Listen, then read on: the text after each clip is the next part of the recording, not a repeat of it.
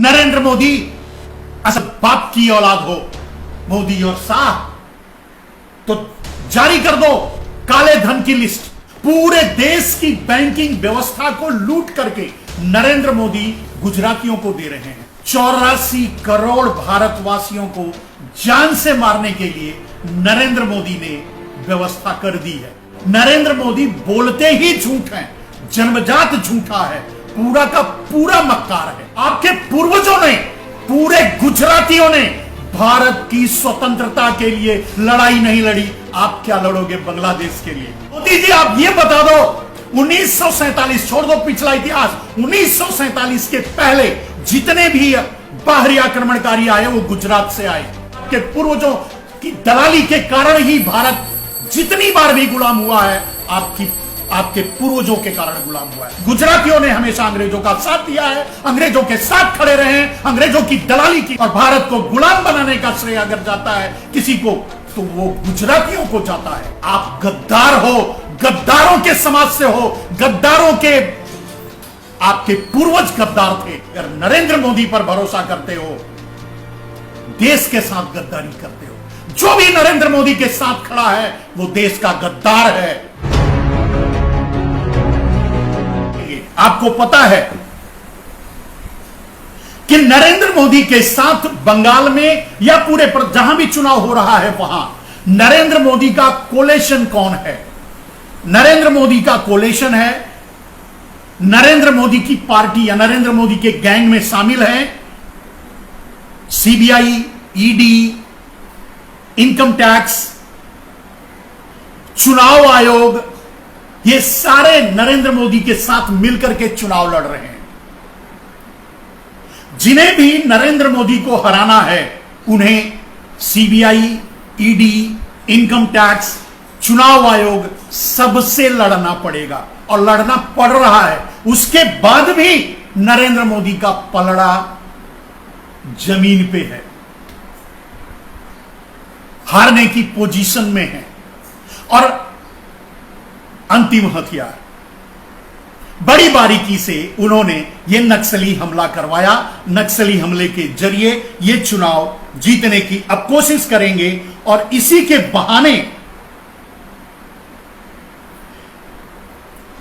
बहाने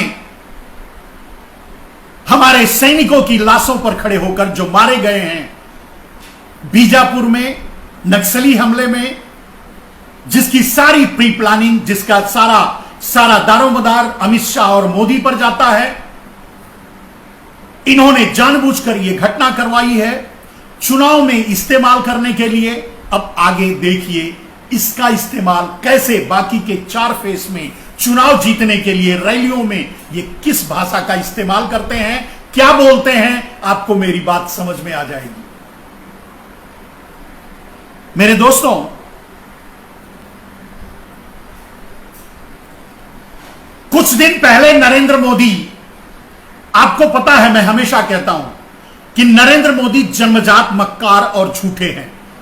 मैं ये चैलेंज करता हूं, मैं उनके व्यक्तिगत जीवन पे नहीं जाता, लेकिन मैं ये चैलेंज करता हूं कि जब से ये मुख्यमंत्री बने तभी से इनका राजनीति में प्रादुर्भाव हुआ, तो जब से ये मुख्यमंत्री बने तब से लेकर आज तक कभी इन्होंने सच नहीं बोला है। ये झूठ बोल रहे हैं, इस बात का तो कोई जिक्र मत करिए। ये कभी सच बोलते ही नहीं, ये इनका सच से कोई रिश्ता ही नहीं है। आप ये मान के चलिए, बिंदास, इतना बिंदास तरीके से झूठ बोलने वाला शायद ही भारत का कोई और नागरिक हो। मैं नेता की बात तो छोड़ दीजिए, कोई नागरिक भारत में ऐसा कोई इंसान नहीं मिलेगा जो इतना बिंदास और इतना ऐसे नंगे तरीके से झूठ बोलता हो, जिसे पता हो कि यह झूठ पकड़ा जाएगा, हमारा लोग मजाक उड़ाएंगे। नरेंद्र मोदी चाहते हैं कि लोग उनका मजाक उड़ाएं, उनके झूठ को पकड़ें, उनके झूठ पर बहस करें। मेरा कहना है मेरे दोस्तों, नरेंद्र मोदी के किसी झूठ पर कोई बहस ना हो, क्योंकि नरेंद्र मोदी तो सच बोलते ही नहीं। जो सच बोलता ही ना हो उसके एक झूठ पर, किसी झूठ पर बहस की क्या जरूरत है? नरेंद्र मोदी बोलते ही झूठ हैं, जन्मजात झूठा है, पूरा का पूरा मक्कार है। अब बांग्लादेश में चले गए, वहां भी चुनावी हथकंडा, किसी मंदिर में गए, वहां का समुदाय, उस समुदाय के लोग बहुत ज्यादा वेस्ट बंगाल में हैं, वो वोटिंग करेंगे वगैरह वगैरह, ये सारी साजिशें थी। चलिए, बंगाल में जाकर के नरेंद्र मोदी ये कहते हैं कि बांग्लादेश की स्वतंत्रता के लिए, मतलब बांग्लादेश के फ्रीडम फाइटर रहे हैं, बांग्लादेश की स्वतंत्रता के लिए इन्होंने काम किया है, यहां तक कि इन्होंने सत्याग्रह किया है, और यहां तक कि इन्होंने कहा कि वो जेल भी गए हैं। कमाल है। अब इतना बड़ा झूठ बोलते समय क्या नरेंद्र मोदी को पता नहीं होगा कि ये झूठ है? हां, झूठ क्यों बोला? जानबूझकर। क्यों? क्योंकि आप उसके झूठ पे बात करते रहो, वो बाकी का और झूठ बोल करके चुनाव जीते। नरेंद्र मोदी ऐसा ही है। नरेंद्र मोदी सर से पांव तक लेकर झूठा और मक्कार है। वो जीवन में कभी सच नहीं बोलता, आप उससे उम्मीद क्यों करते हो? लेकिन नरेंद्र मोदी से मेरा सवाल है, आप भी इस सवाल को सुनिए। नरेंद्र मोदी जी, आपने कहा कि बांग्लादेश के आप फ्रीडम फाइटर हैं, बांग्लादेश की आजादी के लिए आपने लड़ाई लड़ी, जेल गए वगैरह वगैरह। मैं आपसे पूछता हूं, आपके खानदान, आपके पूर्वजों में, आपके प्रदेश के पूर्वजों में, मैं पूरे गुजरात की बात करता हूं, आप कहते हैं आप फ्रीडम फाइटर हैं, बांग्लादेश की स्वतंत्रता, आपने भारत की स्वतंत्रता, आपके पूर्वजों ने, पूरे गुजरातियों ने भारत की स्वतंत्रता के लिए लड़ाई नहीं लड़ी। आप क्या लड़ोगे बांग्लादेश के लिए? पहले यह बताओ पूरे देश को।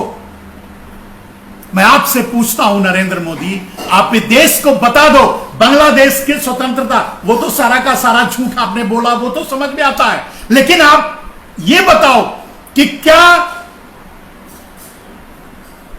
1000 साल में कोई भी एक गुजराती हथियार उठाकर भारत की लड़ाई लड़ा है? भारत की रक्षा के लिए कोई भी एक लड़ाई, कोई भी एक युद्ध, किसी भी एक बाहरी आतंकवादी, बाहरी आक्रमणकारी, मुगलों से, अंग्रेजों से, डचों से, फ्रांसीसियों से, पुर्तगालियों से, किसी से भी एक भी गुजराती हथियार उठा करके लड़ा है?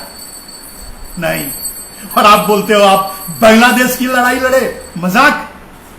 मोदी जी, आप ये बता दो, 1947 छोड़ दो पिछला इतिहास, 1947 के पहले जितने भी बाहरी आक्रमणकारी आए वो गुजरात से आए, क्योंकि आप तो दलाल हो, आपके पूर्वज दलाल थे, आपकी दलाली के कारण ही, आपके पूर्वजों की दलाली के कारण ही भारत जितनी बार भी गुलाम हुआ है, आपके पूर्वजों के कारण गुलाम हुआ है। और आप बांग्लादेश के फ्रीडम फाइटर हो?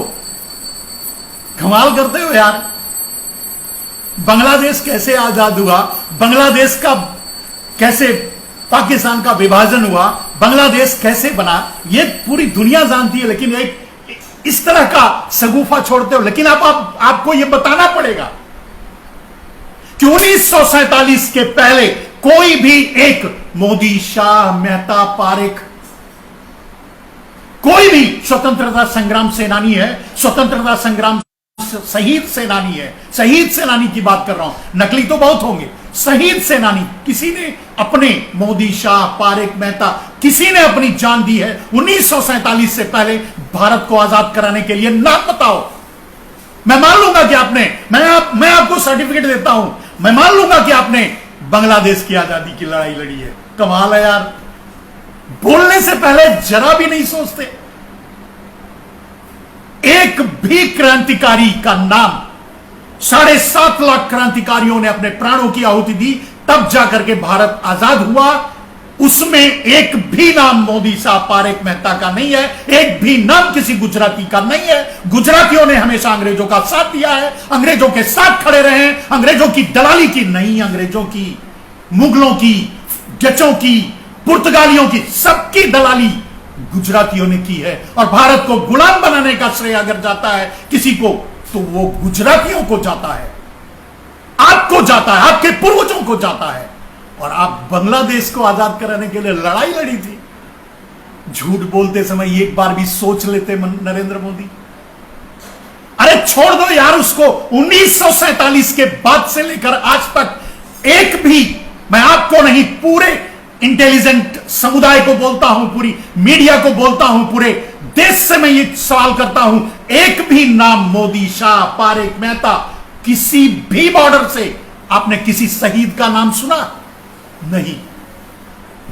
चलिए इतने दिनों में नरेंद्र मोदी जब से आए हैं, नरेंद्र मोदी मोदी मोदी शेर शेर कह रहे हो, इतने इन 7 सालों में जितनी भी नरेंद्र मोदी ने आतंकवादी घटनाएं करवाई हैं, लोगों को मरवाया है, जो मैंने आपको गिनाया है, पठानकोट हुआ, उरी की घटना हुई, पठानकोट हुआ, और पुलवामा की घटना हुई, गलवान घाटी की घटना हुई, आज नक्सलवादियों की जो घटना हुई है कल, उसके सहित मैं सवाल करता हूं नरेंद्र मोदी, इनमें कोई मोदी, शाह, पारेख, मेहता था जो शहीद हुआ है? नहीं। आप गद्दार हो, गद्दारों के समाज से हो, गद्दारों के, आपके पूर्वज गद्दार थे, आपके पूर्वजों की गद्दारी के नाते यह देश गुलाम हुआ था। आज आपकी गद्दारी के नाते यह पूरा भारत फिर से अमेरिका और चीन का गुलाम होने जा रहा है। आप बात करते हो बांग्लादेश की आजादी की, फ्रीडम फाइटर थे आप, जिसके पूर्वजों ने कभी भारत के लिए बिल से बाहर नहीं निकला, उनकी गुलामी करते रहे, उनकी दलाली करते रहे, वो बात करता है। इस पर मीडिया में बहस होनी चाहिए। नरेंद्र मोदी ने जो बात कह दी, वो बांग्लादेश के फ्रीडम फाइटर थे, तो मैं चैलेंज करता हूं किसी भी गुजराती को, और आज की ही घटना मैंने कह दी, आज ही बता दो अगर यह घटना घटी है। चलिए नई घटना हुई है सुकमा, ये क्या कहते हैं, नक्सली घटना हुई जिसमें हमारे 22 जवान मारे गए। इसमें कोई मोदी था, कोई शाह था, कोई पारेख था, कोई मेहता था, कोई गुजराती था? नहीं। इसके पहले जितनी घटनाओं का जिक्र मैंने किया, जिसमें इन्होंने भारतीय सैनिकों को मरवाया, भारतीय सुरक्षा कर्मियों को मरवा करके इन्होंने चुनाव जीता, उसमें कोई गुजराती था? पुलवामा में कोई गुजराती मारा गया था? उरी की घटना में कोई गुजराती मारा गया था? पठानकोट की घटना में कोई गुजराती मारा गया था? गलवान घाटी की घटना में कोई गुजराती मारा गया था? नहीं। ये तो गद्दार हैं।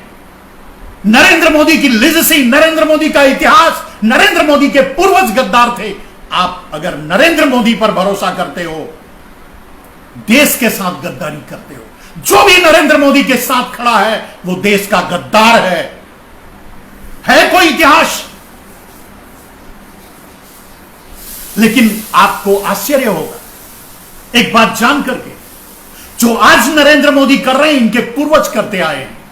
जो आज नरेंद्र मोदी कर रहे हैं वही ये हमेशा से इनका इतिहास रहा है करने का। 1947 के बाद से लेकर के आज तक जितने भी बैंकिंग घोटाले हुए हैं, मोदी से लेकर के मेहता तक, मेहता से लेकर मोदी तक, हर्षद मेहता से लेकर मोदी तक, इन 1947 के बाद से लेकर आज तक जितने भी फाइनेंशियल इंस्टीट्यूशनल घोटाले हुए सबके सब गुजरातियों ने किए। मैंने कहा हर्षद मेहता से मोदी तक।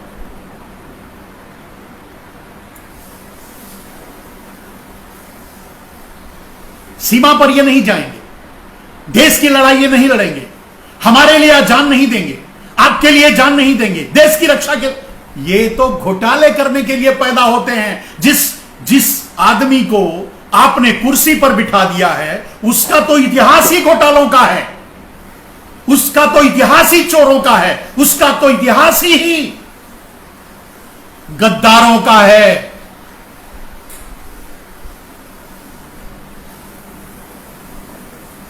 उसका तो इतिहास ही मीर जाफरों का है। अंग्रेजों को लाने वाले यही गुजराती थे।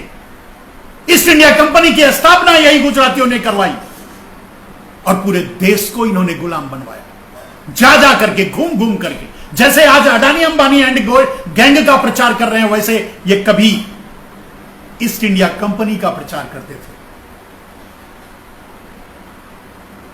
मेरे दोस्तों, 90% बैंकों का एनपीए गुजरातियों का है। मतलब पैसा लेकर के बैंकों से गुजरातियों ने वापस नहीं किया।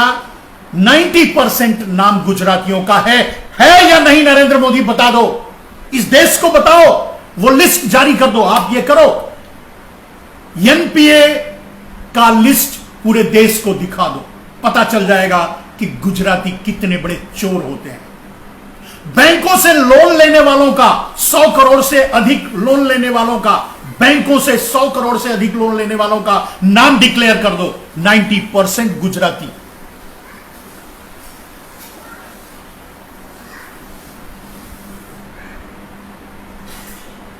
बैंकों का पैसा लेकर के, लूट करके देश छोड़कर भागने वाले 90% गुजराती। नरेंद्र मोदी असल बाप की औलाद हो, मोदी और शाह, तो जारी कर दो काले धन की list. 90% black money holder today, ultimate owner of the today for a black money, 90% गुजरातियों के पास है। और आपको याद होगा कि काले धन की बात करते थे, 15-15, 20 लाख देने की बात करते थे, धोखा दे दिया। धोखा क्यों दिया? क्योंकि सारे चोर गुजराती थे। नाम कैसे जाहिर करते? 3 नाम इन्होंने जाहिर किया था, वो सारे तीनों गुजराती थे। तीनों ने इनके ऊपर आरोप लगाया कि मैंने तो पैसा इनको दिया है। दबा करके बैठ गए, उसी फाइल के ऊपर बैठ गए, बताया नहीं किसी को। सुप्रीम कोर्ट ने बोला बता दो पूरे देश को, नहीं बताए। स्विस बैंक ने बोला बता दो पूरे देश को, नहीं बताया। क्यों नहीं बताया? क्योंकि सारे गुजराती चोर थे। जब देश जान जाता कि सारे चोर तो गुजराती हैं, फिर इनको कुर्सी पर कैसे बैठने रहने देता? मेरे दोस्तों, चोर भी गुजराती और चौकीदार भी गुजराती। आपने देखा, मैं शुरू से बोल रहा हूं, नरेंद्र मोदी गुजराती वाद कर रहे हैं, गुजरातियों के लिए देश लूट रहे हैं। 85% भारत के, पूरे भारत के संसाधनों और बिजनेस पर 85% पर कब्जा अकेले गुजरातियों का है। पूरे देश की बैंकिंग व्यवस्था को लूट करके नरेंद्र मोदी गुजरातियों को दे रहे हैं। बैंकों से जो राइट ऑफ किया गया है उसमें 90% गुजरातियों का नाम है, जिनके पैसे राइट ऑफ किए गए हैं, यानी माफ कर दिए गए हैं।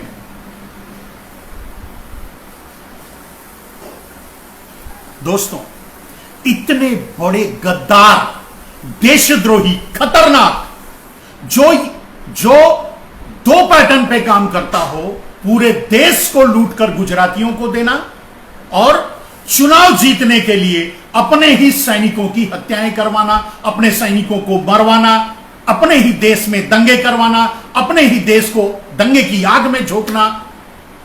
कोरोना एक साजिश तो है ही। मेरे दोस्तों, क्या आप भारत के सच्चे नागरिक हैं? अगर हैं तो इस देश को बचाइए। वोट देने गए हैं, वहां सोचकर वोट कीजिए। अगर आप मोदी गैंग को वोट करते हैं, मोदी बीजेपी गैंग को वोट करते हैं, तो आप देश से गद्दारी करते हैं, देश से देशद्रोह करते हैं। मेरे भाई बहनों, मेरे दोस्तों, मेरे वेस्ट बंगाल के वासियों, मैंने ये बातें बार बार हर बार आपको बताने की कोशिश करते हैं। ये 6 साल से, जब से नरेंद्र मोदी कुर्सी पे बैठे, उसके 6 महीने बाद से आप लोगों के बीच मैं नरेंद्र मोदी के कुकर्मों को लाता रहा हूं, बताता रहा हूं।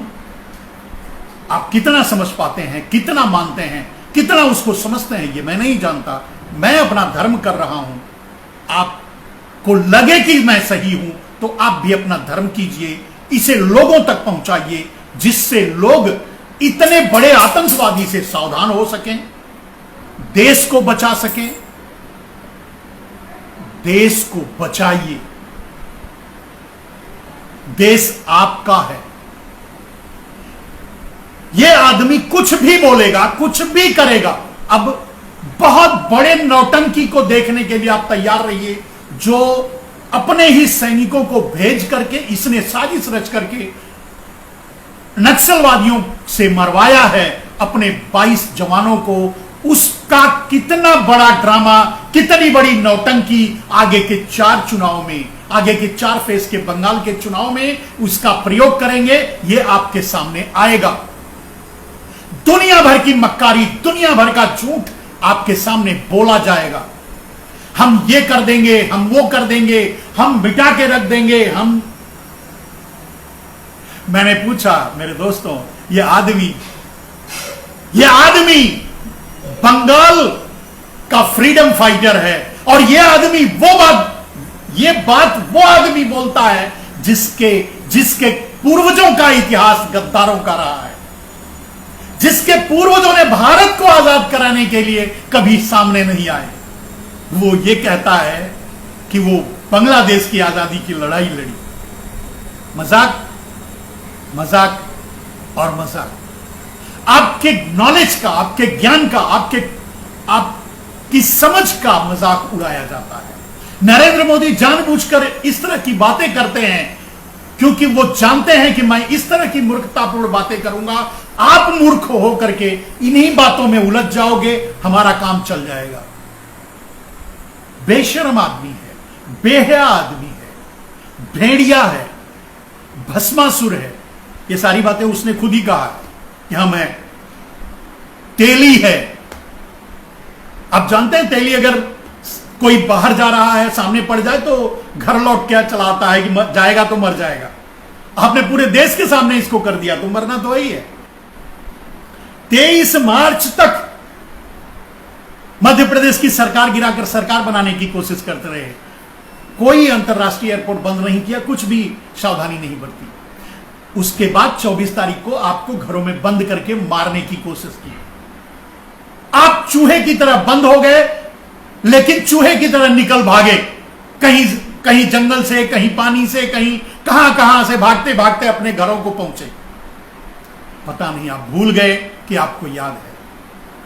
आप अपनी बीबी को घसीटते हुए हाथ गाड़ी में बिठाकर अपने घर ले गए, पैदल चल के गए।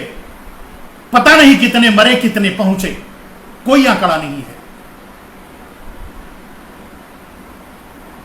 मेरे दोस्तों, आगे भी आपको मारने के लिए 84 करोड़ भारतवासियों को जान से मारने के लिए नरेंद्र मोदी ने व्यवस्था कर दी है, और वो व्यवस्था है किसान बिल। अडानी अंबानी के गोडाउन में अरबों टन अनाज पड़े रहेंगे और आप भूख से तड़प तड़प कर रोड पर मरते रहेंगे। कोई पूछने नहीं आएगा। मेरे दोस्तों, अगर किसान हारे तो ये देश उसी दिन से गुलाम हो जाएगा, और देश का चाहे नेता हो चाहे आम आदमी हो, जो किसानों का नहीं, उससे बड़ा गद्दार देश में कौन हो सकता है।